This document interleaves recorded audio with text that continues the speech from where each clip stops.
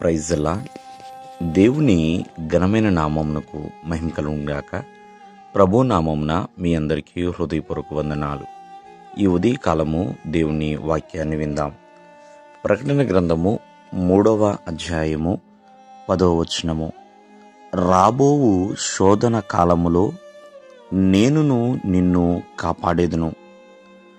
ప్రియమైన వర్లారా, ఇక్కడ దేవుని వాక్యము ఏమి నేర్పిస్తుంది అంటే, మరి చాలామంది విషయమై శోధన అనేది చాలా దుఃఖముగా భావిస్తూ ఉంటారు. బాధగా, ఎందుకు నాకు శోధన వచ్చింది, నేనేదన్నా తప్పు చేశానా, ప్రియమైన వర్లారా దేవుడు నన్ను ఎందుకు శోధిస్తున్నాడు, సాతానుడు నన్ను ఎందుకు శోధిస్తున్నాడు అంటూ ఎన్నో రకాల ప్రశ్నలు వేసుకుంటూ ఉంటారు. మరి చాలామంది అయితే శోధన కాలంలో ప్రభువుని విడిచిపెడుతూ ఉంటారు.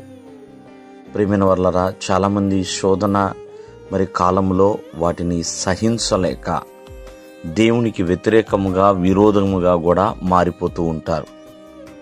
కానీ దేవుని యొక్క వాక్యము సెలవిస్తుంది, శోధన కాలంలో నేను నిన్ను కాపాడేదను అని. ఎందుకంటే దేవుని భక్తి చేస్తున్న భక్తులను శోధన కాలంలో ఆయన తప్పించుటకు సమర్థుడండి. ఎందుకంటే దేవుని చిత్త ప్రకారముగా దేవుని ఆజ్ఞ లేనిది ఏమీ జరగదండి. ఒకవేళ ఆ శోధనలు మరి సహించి తట్టుకోగలిగిన వ్యక్తులకు మాత్రమే దేవుడు ఇస్తాడండి. ఆ శోధన సహించడానికి కూడా దేవుడు వారికి సామర్థ్యాన్ని కలగజేస్తాడు. కాబట్టి ముందున్న కాలంలో ఒకవేళ శోధనలు గుండా వెళ్ళవలసిన పరిస్థితి వచ్చినా ఆ శోధన గడియల్లో ప్రియమైన వర్లరా దేవుడు సమాధానమును మనకు అనుగ్రహిస్తాడు, కాపుదల ఇస్తాడండి. శాంతిని, నెమ్మదిని ఆయన అనుగ్రహించువాడు. కావున ప్రతి ఒక్కరికి శోధన అనేది వచ్చిందండి. భక్తుడైన యేసేపుకి శోధన కాలం వచ్చింది. మరి ఆ శోధనలోనే తను నశించిపోకుండా దేవుడు అతనిని కాపాడి ఉన్నాడు.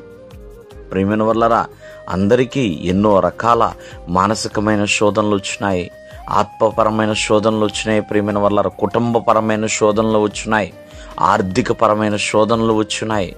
మరి అలాగే అనారోగ్యపరమైన మరి శోధనలు కూడా ఎంతోమంది ఎదుర్కొన్న వారు ఉన్నారు.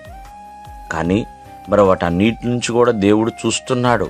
ఖచ్చితముగా మనం శోధనలోనే అలాగా కృంగిపోయేలాగా దేవుడు చేయడు. కాబట్టి రేపు ఏమి జరుగుతుందో మనకు తెలియదు. కాబట్టి ప్రతి శోధన నుండి, రాబోవు శోధన నుంచి దేవుడు తప్పించువాడు.